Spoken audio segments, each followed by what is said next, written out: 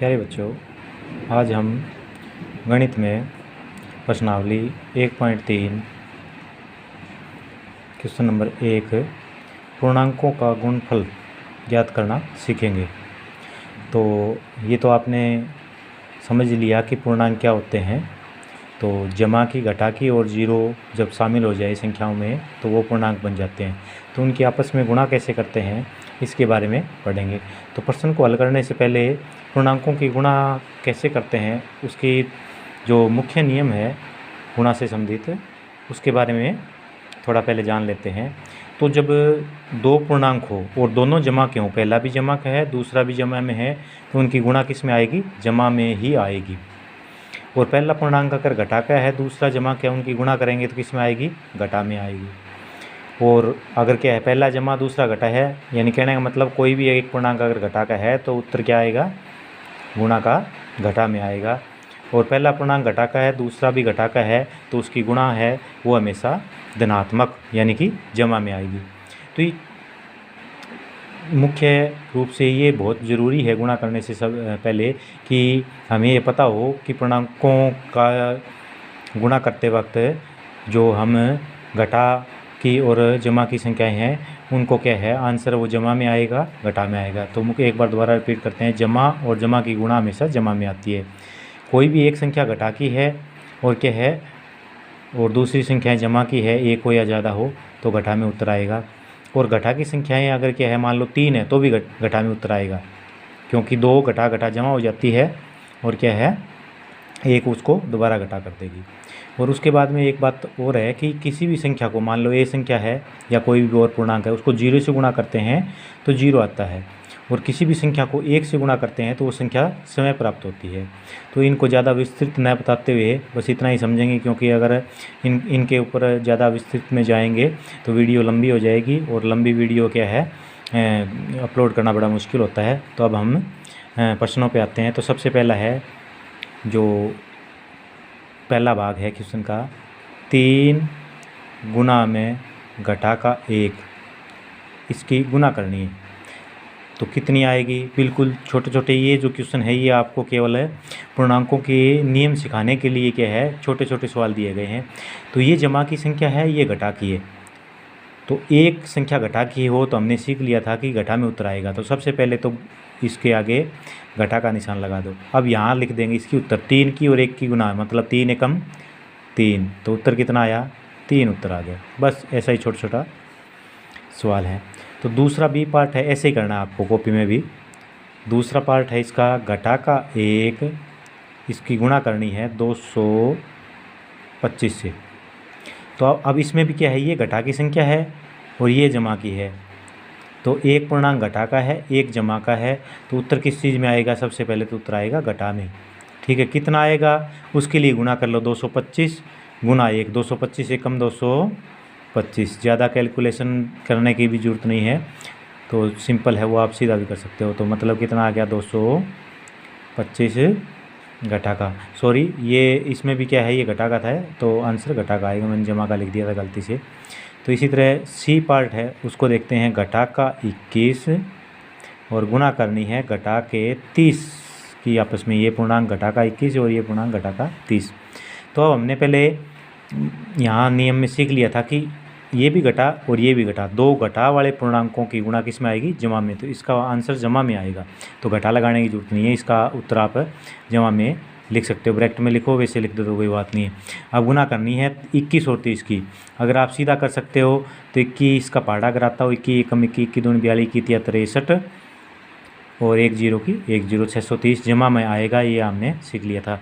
अगर इतनी कैलकुलेशन नहीं कर सकते तो आप क्या है, इसको ऊपर नीचे जैसे क्या है दो पूर्णांकों की गुणा करते हैं छोटी क्लासों में, ऐसे आप गुणा कर सकते हैं रफ कार्य के लिए। जैसे मान लो यहाँ लिख दिया क्या है 21 और यहाँ लिख दिया 30। गुणा करते वक्त आप क्या निशान लगाना कोई ज़रूरी नहीं है, आप यहाँ गुणा कर लो और निशान केवल है यहाँ पर लगा सकते हो, जमा में घटा में है। तो पहले हम क्या है, इनको सीधा अंक लिखते हुए गुणा कर लेंगे। 0 से गुणा करें क्या आएगा? 0 0, क्योंकि यहाँ हमने सीखा था किसी भी संख्या को 0 से गुणा करते हैं 0 0 आता है। अब 3 से गुणा करेंगे, उससे पहले क्या है, ये इकाई का अंक, क्योंकि दहाई के अंक से गुणा कर रहे हैं तो लिखना भी कहाँ से स्टार्ट करेंगे? दहाई से शुरू करेंगे। ठीक है। तो 3 की और 1 की गुणा करी 3 एकम 3, और 3 की और 2 की गुणा करी 6। अब इन दोनों को जोड़ दो, 0 3 6 630। और आना किस में था, घटा और घटा की जमा, घटा और घटा की गुणा जमा में आनी थी। तो 630 सीधा लिख सकते हैं, ब्रैकेट में लिख दो, कोई बात नहीं। आगे आपका डी प्रश्न है,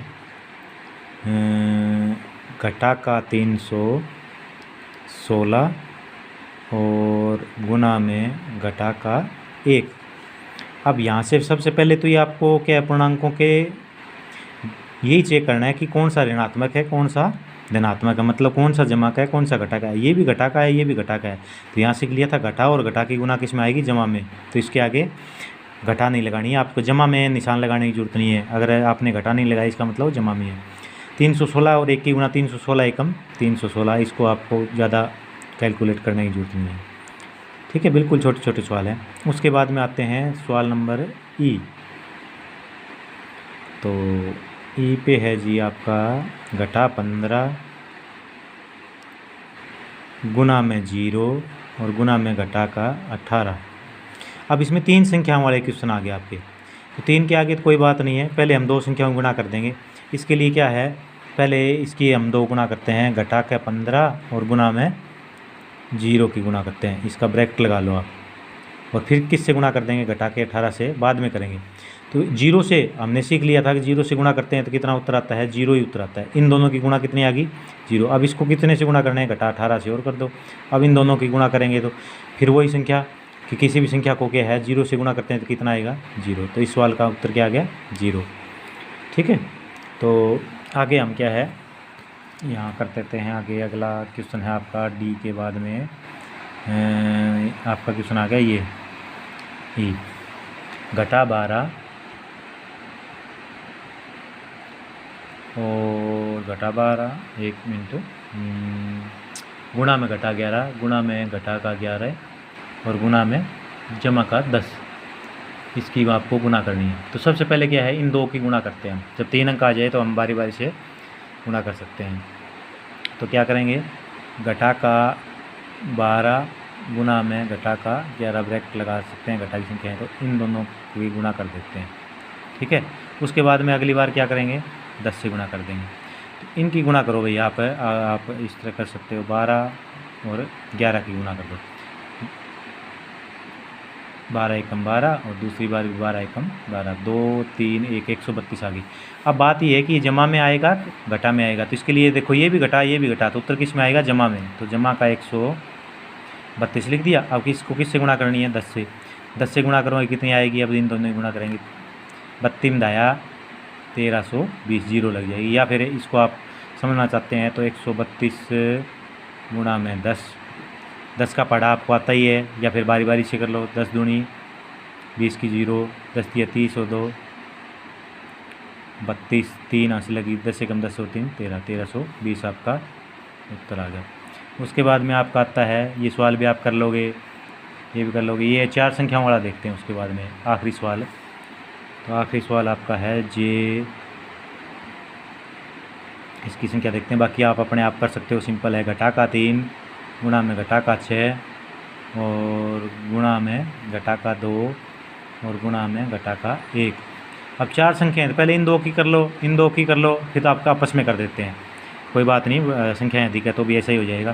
तो पहले गुणा करते हैं, घटा का 3 गुणा में घटा का 6, इसमें ब्रैकेट लगा दो, ठीक है। फिर घटा का 2 गुणा में घटा का 1, ये ब्रैकेट लगा दो, 2 की गुणा करते हैं। तो सबसे पहले क्या है, ये ब्रैकेट है, 6 और 3 की गुणा 6 थी, ये 18। अब देखते हैं जमा का आएगा घटा का, घटा ये है तो उत्तर आएगा जमा, जमा लिखने की जरूरत नहीं है, ये आ गया। अब इसकी गुणा आएगी 2 एकम 2 और घटा क्या आ जाएगी, गुणा जमा में आएगी। अब इन दोनों की आपस में गुणा कर देते हैं, 18 दूनी 36, ये भी जमा में आ जाएगा। तो ऐसे करने ये आपका सवाल नंबर 1 पूरा हो जाता है। तो आज के लिए बस इतना ही कार्य है कि आप सवाल नंबर 1 कॉपी में पूरा कीजिए, और क्या है उसकी फ़ोटो खींचकर आप दिए गए नंबर पे आप भेज सकते हैं। और सभी बच्चों से अनुरोध है कि आप कार्य है वो हर रोज़ पूरा करें, और जैसे स्कूल लगता है तो आपकी ये नोटबुक चेक की जाएगी। धन्यवाद।